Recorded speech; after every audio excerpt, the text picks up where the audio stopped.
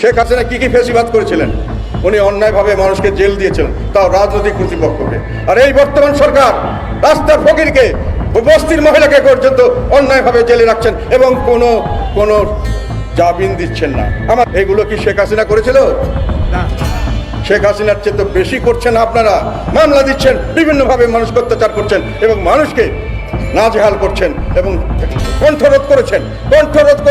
মানুষকে কথা বলতে দিচ্ছেন না, কথা বললে তাকে আটক করে দেওয়া হচ্ছে এবং কথা বললে তাকে অ্যারেস্ট করা হচ্ছে। আমার কাছে বেশিরভাগ মানুষ এখন বর্তমান সরকারের কাজকর্মে বীতশ্রদ্ধ। সাধারণ মানুষ যারা আওয়ামী লীগকে দেখতে পারতো না, তারা বলছে আওয়ামী লীগের সময় এর চেয়ে ভালো ছিল।